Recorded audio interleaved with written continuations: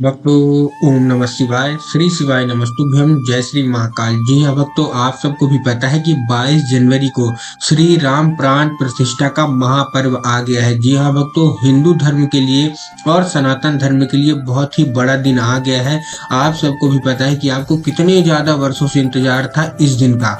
और सबसे मेन बात देखिए, आपको नहीं पता, आपने ध्यान नहीं दिया होगा, 22 जनवरी को दिन कौन सा है? दिन है सोमवार। मतलब भगवान श्री राम और हमारे भूत भावन भूतेश्वर भोलेनाथ, उनका भी आशीर्वाद आपको मिलने वाला है। आप सबको पता है कि भगवान भोलेनाथ का जो दिन माना जाता है वो सोमवार है। तो देखिए, सोमवार के दिन तो है, उसके साथ साथ श्री राम प्राण प्रतिष्ठा भी है। तो अगर आपकी कोई ऐसी मनोकामना है जो कि वर्षों पुरानी पूरी नहीं हो रही है, तो मात्र और मात्र आपके लिए वीडियो है।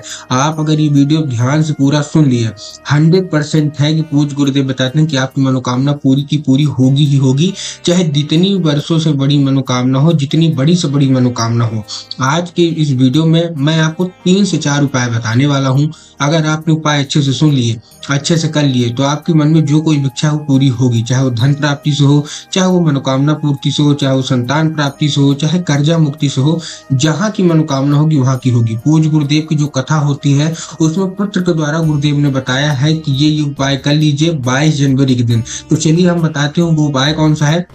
लेकिन उससे पहले, चैनल पे पहली बार आए हैं और आवाज मेरी पहली बार सुन रहे हैं, तो वीडियो को कर दें लाइक और चैनल को कर लें सब्सक्राइब, ताकि पूजनीय पंडित प्रदीप जी मिश्रा के रोज नए नए उपाय जो कि मैं उनकी कथा से सुनता हूँ, श्रवण करता हूँ, सबसे पहले आपको प्राप्त करा सकूं। तो देखिए, जो हमारा पहला उपाय है, इसमें आपके लिए बहुत खास उपाय होने वाला है। क्यों? क्योंकि ये उपाय ऐसा उपाय है कि इसमें भगवान भोलेनाथ भी खुश होंगे और इसमें हमारी माता पार्वती भी खुश होंगी। आपको करना क्या है, देखिए, आपको एक दिया लेना है, ठीक, मिट्टी का दिया होना चाहिए, उसमें गोल बाती होनी चाहिए और घी होना चाहिए।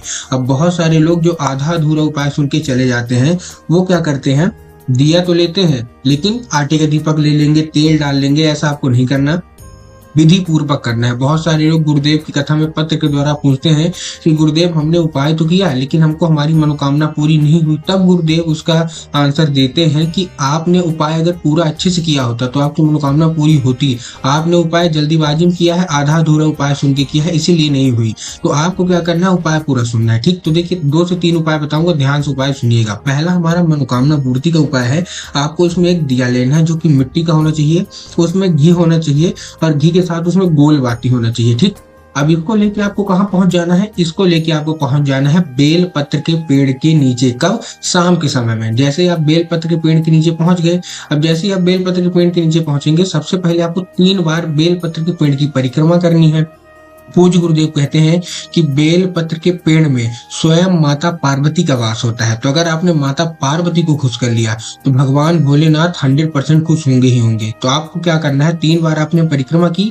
परिक्रमा करने के बाद जो आपने दिया लिया है उसको बेल पत्र के पेड़ की जो जड़ है वहां आपको रख देना है, ठीक। रखने के बाद आपको क्या करना है, और देखिए, आप ध्यान से सुनिएगा। रखने के बाद बेल पत्र के पेड़ के नीचे जो भी आपको कंकड़ दिख जाए, क्या दिख जाए, जो भी आपको कंकड़ दिख जाए, उसी कंकड़ को शंकर मान के, मतलब छोटा से छोटा कंकड़ हो या बड़ा से बड़ा कंकड़ हो, कोई फर्क नहीं पड़ता, आप कोई भी कंकड़ उठा लीजिए। क्योंकि आपको भी पता है पूरे भारतवर्ष में हर कंकड़ में शंकर का वास है। तो आपको बेल पत्र के पेड़ के नीचे जो भी आपको कंकड़ दिख जाए, उसी कंकड़ को शंकर मान के आपको क्या करना है, थोड़ा सा जल और एक बेल पत्र अर्पित कर देना है। पूज्य गुरुदेव कहते हैं कि बहुत ही बड़ा उपाय है मनोकामना पूर्ति का। पहली बात तो आप कर किस दिन रहे हैं, 22 जनवरी को, दूसरी बात सोमवार को, और तीसरी बात बेल पत्र के पेड़ के नीचे कर रहे हैं जहां स्वयं माता पार्वती का वास होता है। तो बहुत बड़ा उपाय है, इस उपाय को आपको जरूर से जरूर कर लेना है, ठीक। अब ये हमारा पहला उपाय था। दूसरा उपाय, बहुत सारे लोगों को कमेंट आते हैं कि हमारी नौकरी नहीं लग रही। तो देखिए, नौकरी का उपाय बता रहा हूँ, जितने भी उपाय बता रहा हूँ 22 जनवरी को अवश्य रूप से कर लीजिएगा। अगर आपके जीवन में धन प्राप्ति नहीं हो रही है, नौकरी नहीं मिल रही है, मनोकामना नहीं मिल रही, सब आपको हो जाएगा। पहला उपाय हमने काहे का बताया, मनोकामना पूर्ति का। जो हम दूसरा उपाय बता रहे हैं आपको, ये काहे का है, ये है नौकरी के लिए, ठीक।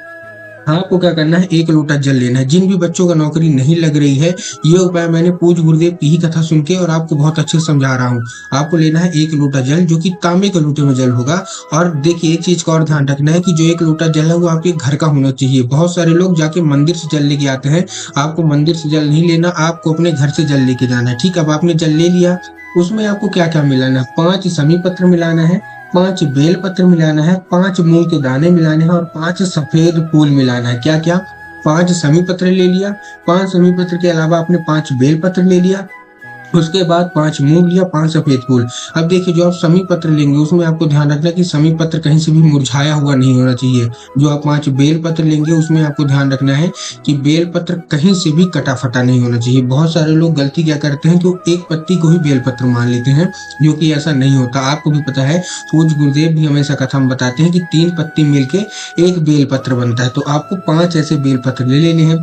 उसके साथ जो आप मूंग ले रहे हैं, तो आपको कितने मूंग चाहिए? 5। लेकिन मूंग आपको ध्यान रखना है, मूंग हरे होने चाहिए। और 5 सफेद फूल। अब देखिए, जो सफेद फूल आप लेंगे उसमें भी आपको ध्यान रखना है एक ही किस्म का लें। ये नहीं कि दो अलग ऐसे नहीं। जिस भी फूल का आप ले रहे हैं 5 ही 5 वही होना चाहिए। और ये सारा का सारा आपको एक लोटे जल में मिला के पहुंच जाना है शिव मंदिर। शिव मंदिर जैसे ही आप पहुंचेंगे, सबसे पहले आपको कहाँ खड़े होना है? सबसे पहले आपको दक्षिण दिशा में खड़े होना है। कहाँ? दक्षिण दिशा में। दक्षिण दिशा में आप खड़े हो गए, तो उसके बाद जो आपका चेहरा होगा, जो मुख होगा, वो किधर को होगा? वो उत्तर की ओर होगा।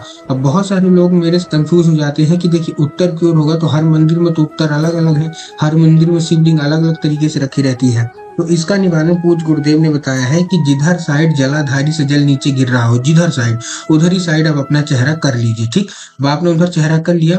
अब भगवान भोलेनाथ का जो मूल मंत्र है, कौन सा?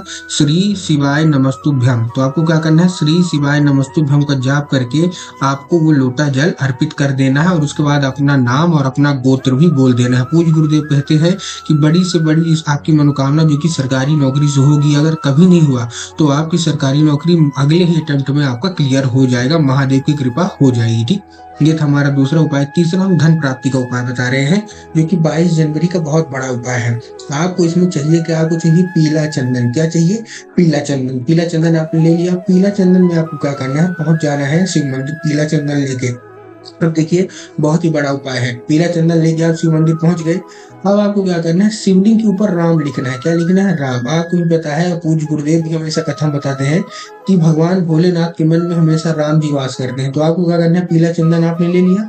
पीला चंदन लेने के बाद आपको क्या करना है? राम लिखना है। कितनी बार? 5 बार।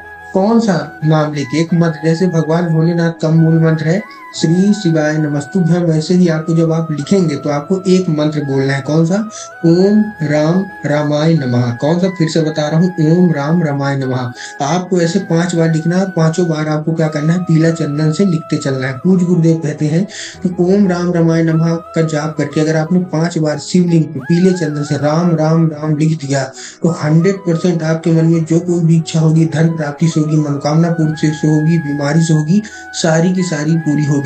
तो उम्मीद करता हूँ आज का उपाय आपको समझ में आ गया होगा। 22 जनवरी के दिन आपको ये अवश्य रूप से कर लेना है, 100% कर लेना है, ताकि आपकी सारी की सारी मनोकामना जो आप चाहते हैं वो पूरी हो सके। तो उम्मीद करता हूँ उपाय अच्छा लगा हो। उपाय अच्छा लगा हो तो कमेंट बॉक्स में हर हर महादेव और जय श्री राम अवश्य रूप से लिख दें।